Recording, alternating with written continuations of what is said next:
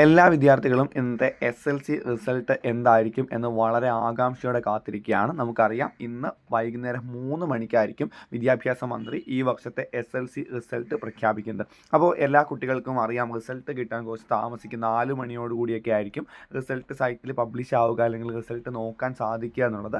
അപ്പോൾ ഈ 4 മണിക്കല്ല ശരിക്കും, റിസൾട്ട് കുറച്ചുകൂടി മുമ്പേ തന്നെ സൈറ്റിൽ അപ്ലോഡ് ചെയ്യും. പക്ഷേ ആ റിസൾട്ട് നമുക്ക് കാണാൻ ബുദ്ധിമുട്ടായിരിക്കും. കാരണം ഒരുപാട് പേര് എല്ലാവരും ഒരുമിച്ച് റിസൾട്ട് നോക്കുന്നതുകൊണ്ട് നമുക്കത് അറിയാൻ ബുദ്ധിമുട്ടായിരിക്കും. അതുകൊണ്ട് ഒരു അപ്രോക്സിമേറ്റ് ടൈമായിട്ട് 4 മണിക്ക് നിങ്ങൾ നോക്കിക്കഴിഞ്ഞാൽ നിങ്ങൾക്ക് റിസൾട്ട് വരും. ഈ 4 മണിക്ക് നിങ്ങൾ നോക്കുമ്പോഴും എന്താ സംഭവിക്കുക, നിങ്ങൾക്ക് റിസൾട്ട് നോക്കാൻ പറ്റത്തില്ല. കാരണം 4 മണിക്ക് റിസൾട്ട് നോക്കുമ്പോൾ എല്ലാവരും 4 മണിക്ക് റിസൾട്ട് നോക്കിയിട്ട് ഭയങ്കരമായിട്ട് സൈറ്റ് ബ്ലോക്ക് ആവുകയും നിങ്ങൾക്ക് ഒരു വിധത്തിലും റിസൾട്ട് കണ്ടുപിടിക്കാൻ പറ്റാതിരിക്കുകയും ചെയ്യും. അപ്പോൾ ഈ റിസൾട്ട് നേരത്തെ അറിയാൻ, റിസൾട്ട് പെട്ടെന്ന് തന്നെ നിങ്ങൾക്ക് കിട്ടാൻ വേണ്ടിയിട്ട് ചെറിയൊരു വഴി മാത്രമാണ് ഈ ഒരു വീഡിയോയിൽ പറയുന്നത്. നിങ്ങൾ ഒന്നുകൊണ്ടും ടെൻഷൻ അടിക്കേണ്ട. എല്ലാവരും ഭയങ്കര ടെൻഷനിലൊക്കെ ആയിരിക്കും.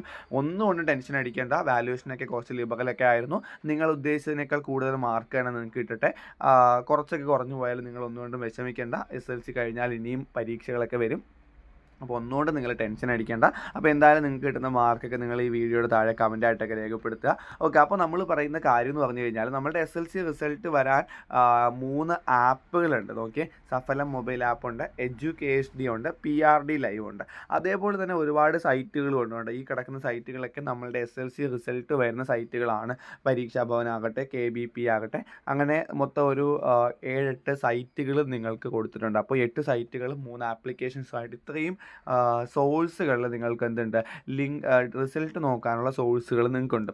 അപ്പോൾ ഒരു പർട്ടിക്കുലർ ലിങ്ക് എടുത്തിട്ട് ആ ലിങ്കിൽ തന്നെ നിങ്ങൾ റിസൾട്ട് എവിടെ നോക്കിക്കൊണ്ടിരുന്നു കഴിഞ്ഞാൽ എല്ലാവരും ആ ലിങ്ക് ആയിരിക്കും നോക്കുന്നത്. അപ്പോൾ നിങ്ങൾക്ക് എന്താ സംഭവിക്കുക, നിങ്ങൾക്ക് നോക്കാൻ പറ്റത്തില്ല. അപ്പോൾ നിങ്ങൾ ചെയ്യേണ്ടത്, ഒരു ലിങ്ക് നോക്കുക, അല്ലെങ്കിൽ റിസൾട്ട് അറിയാൻ പറ്റുന്നില്ലെങ്കിൽ നിങ്ങൾ അപ്പോഴേ ആ ലിങ്ക് കളഞ്ഞിട്ട് അടുത്ത എന്തെടുക്കുക, മറ്റേ ലിങ്ക് എടുക്കുക.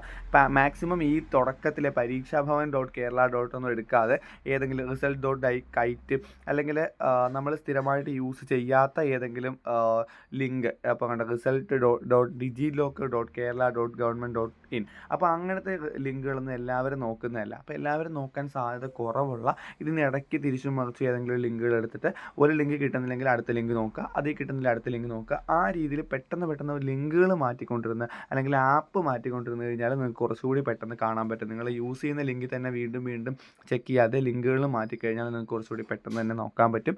അപ്പോൾ കൂടുതൽ കാര്യങ്ങൾക്കായിട്ട് ഇനി റീവാലുവേഷനുമായിട്ട് ബന്ധപ്പെട്ട ന്യൂസുകൾക്കും +1 അഡ്മിഷനുമായിട്ട് ബന്ധപ്പെട്ട ന്യൂസുകൾക്കും ഒക്കെ ആയിട്ട് ഈ ചാനൽ സബ്സ്ക്രൈബ് ചെയ്യുക, നോട്ടിഫിക്കേഷൻ കൂടി ഓൺ ആക്കി വെച്ചേക്കുക. Thank you for watching calculus learning.